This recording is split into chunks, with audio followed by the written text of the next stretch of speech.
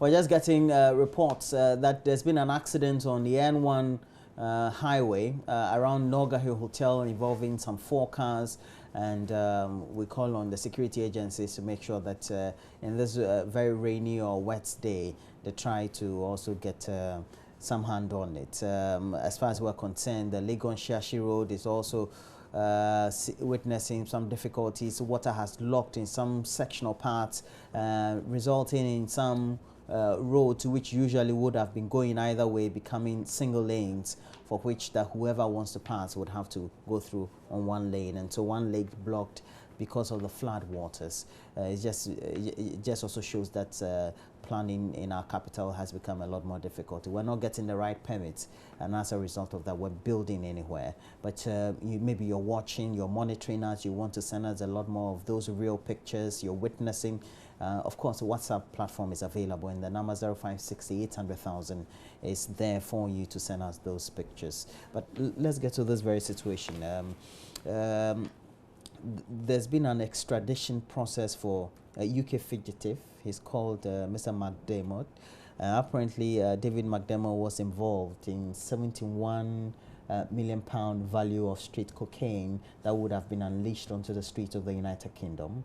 And the Liverpoolian-based gentleman apparently somehow got into the country, got married to a daughter of the central bank governor. And this has resulted in a lot more media melee and a lot more commentary.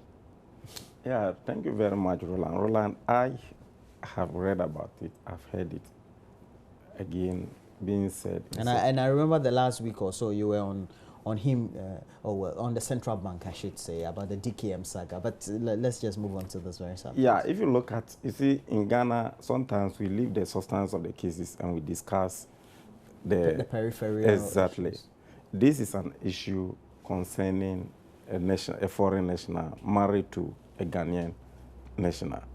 Now, Roland. It doesn't come in at all, you say? I mean, that is how, that is the substance of the case. And the husband, this is the governor of the Bank of Ghana. Clearly speaking, Roland, Governor Wampa was not appointed from outside, if you follow the processes of his appointment. He was somebody who was employed in the Bank of Ghana as a normal employee, was able to rise to the position of deputy governor. So when it happened that the position of governor became vacant, some circles were saying that we should appoint somebody from outside, like the normal cases, like the way it happened to the current vice president, who was appointed from outside to go and be the governor of the Bank of Ghana. Then some circles said, no, we should have, because of technicalities, we should have somebody who has been able to be groomed through the ranks to the position of deputy governor to just become the governor. And that is how Governor Wampa became the governor of the Bank of Ghana. He was not the only one that was groomed to go this process. So your point is? My point is, you know, certain circles, I listened to certain media houses, they were trying to say, because what Governor Wampa is the governor of the Bank of Ghana, they were even trying to even align the actions and inactions of his son-in-law to the governor and even bring it to the ruling government. And that is the dichotomy, I think, that we have to make the lives we can clear. As we are sitting here, Roland, Wampa was not the only one. Even Dr. Mahmoud Bamia, we were those who sent him to school, brought him to the, employed him to the Bank of Ghana. He was able to do the roles, become the deputy governor. So whether MPP or NDC or what, never come in here. It was about their individual competencies that were able to groom those people. Your point. So now, you don't have to even either align Bawumia or Governor Wampa to the ruling government. So you're saying there's nothing at all. Then you come to the second point. Somebody is coming to be the governor of Ghana. Do they have to interview even your sons-in-laws, the work that they are doing before they appoint you to be governor of Bank of Ghana? So those dichotomy, those issues don't come in. Then you come to the substantive issue. The guy and the lady are of age. They are both 18 years of age, above 18 years of age. So their marital issues or their economic issues, So long as they do not happen in the Bank of Ghana, Roland, those who were trying to push, even the moment you push in the political aspect, I mean, you so that you'll be covering the substantive issues. Then you come to how the guy was arrested. If you listen to if you read the message very well, you will realize that he was arrested based on the cooperation between the British intelligence and the Ghanaian intelligence. And I think that here is where we have to rather commend the BNI, Bureau of National Investigation, and in Ghana. especially since it's following an earlier arrest of a British national. Precisely. Simpson Kent, who is alleged to have murdered So the British of late, actress you realize that the BNI in Ghana are now up and doing. Really? Very well, precisely. If they are able to pinpoint some of those things, Roland, you see, certain things are emerging, even though they might be threatening to some of the laymen. But if you realize that the processes leading to the arrest of some of these people, the processes leading to the exposure of some of these things, you realize that the security operatives in Ghana are now up and doing. And they need to be commended. Certain areas, somebody, an in-law to the governor of the Bank of Ghana, the one who signs currency note for you and I to spend, for BNI to be able to arrest such a personality with the cooperation of their foreign national. You realize that, Roland, no matter what, even if it were to be, may God forbid, Dr. Wampa himself involved in that, he would have been arrested. That is what it tells you. And that is where I get some joy, that if our security operatives are operating in this way, it gives me some caution and circumspection as a member of parliament that even if I get myself involved in those areas, I'll be busted. So that is what it tells us. Don't worry, if you get yourself involved, you will not be the first.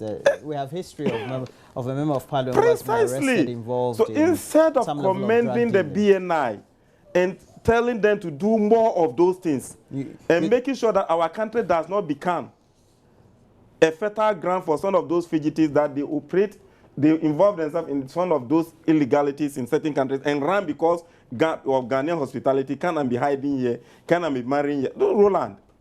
But that is where... But let me say, because the British papers carried this and said the gentleman was living like an African king in the Burma Hills, a plush estate of the capital, Accra, it gained a lot more currency in the media as well. And you don't have to fault anybody who is trying to make the linkages with microfinance companies and how the whole sector is managed, and he's the central bank governor. Now he comes out with a statement and says, this lady is my stepdaughter. Correct. Right. Not biological daughter. Well, so you see how the two things happen? To me, it's even shameful for him to say that. Why should you distinguish me? If the lady had won a Nobel Peace Prize, would he have said that would have still been a fact. That's my stepdaughter. That she would have still been the stepdaughter of Dr. Wampa. It wouldn't have changed anything. Anyway, I also think this doesn't come in at all. The thing was that the BNI and the other security operator, Interpol, etc., performed creditably on this.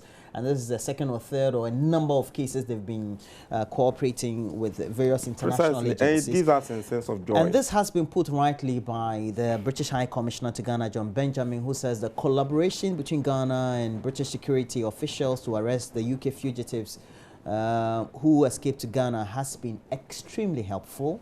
And David McDermott is married to, of course, the stepdaughter of the governor of the Bank of Ghana, Dr. Henry Kofi Wampa. He so far has issued a statement saying he's unaware of the fugitive status of David McDermott, even though the criticism coming in that he should have just Googled and he would have been all right. Oh, no. This story apparently was published by the Telegraph, the Independent, the other those news coming from that direction, are they aware when the marital processes began? Somebody is coming to marry your daughter-in-law, your stepdaughter. Then you yourself, let me go and Google. Now, my last question. we have a number of expatriates, not necessarily whites, who are in Ghana and live in large. Should we be suspicious of their wealth? No. Why should you be suspicious? Roland, you see, the National Security Intelligence Network is working. You see, we've gone past where you carry guns and following people before they know that you are doing your work. Oh. We're in a democratic dispensation. Not democratic. We are in technological vein in this era, where technology is the key. Even as I'm sitting here, Roland, you don't know the items that I have within my pockets. Just a SIM card can lead to some of those issues that you and I are discussing here. Just the SIM card, small SIM card like this, is more dangerous than even carrying a pump action gun and all of those things. These are items we should be aware of. We need security education, period. The national security should not only be protecting us, they must rather give us security awareness, imperative evidence that if this thing happens, you must be suspicious. If it happens like this, you must be suspicious. They must go beyond gathering intelligence, but rather than buying airtime, the national security must buy airtime from Joy News and educate the Ghanaian public.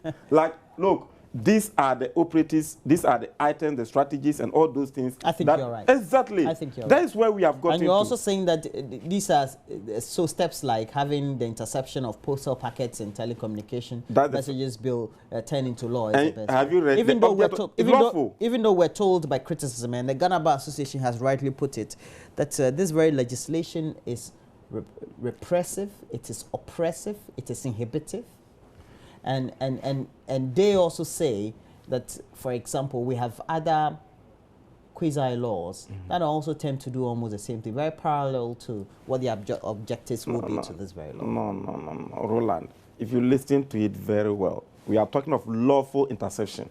Okay. So, which means that there's unlawful interception. What are we fighting for? We are rather giving them jobs. You understand? You are a lawyer. There is unlawful interception, maybe. Well, if you listen to the object of the bill, it said that to legislate and give for lawful interception. So, which means currently there is some unlawful interception and all those things going on. So, lawful interception may give the Ghana Bar Association the acquisition of warrants and sending to court and those things. Will give them more opportunities. But Roland, to be precise, countries that we are aspiring to be, like the US, they already like have the UK, they already have it. Okay, that's if you are trying to be like them, why don't we do what they have been doing? Thank you what very are much. we afraid of? And if you listen Thanks to for some passing people, through the studio they today. If I'm talking to my girlfriend, we've had in the why studio member of parliament for Banda. He's also the second deputy majority whip. Precisely. And Ahmed Ibrahim is his name. My good friend, thanks for passing through your studio. Thank you very much. Enjoy your day. You're going to Parliament? Precisely. I'm right. just going. I'm just on my way. When are you taking recess? That'll be on Friday. On Friday? Coming Friday. Right. We need to hook up before the time. For the Easter break. Okay. Will you be going to your constituency often? Or you were there over the weekend? I was there over the weekend. By the moment we break, I have to go because of the Easter. You see, all right. We wish you the best of the Monday morning. Thank you very much. We're taking a break. When we come back, Gladys already will be here with a lot more entertainment. And as always, I'm not sure there's going to be news on Abraham Atta, but a lot more. We'll stay on. We'll be right back.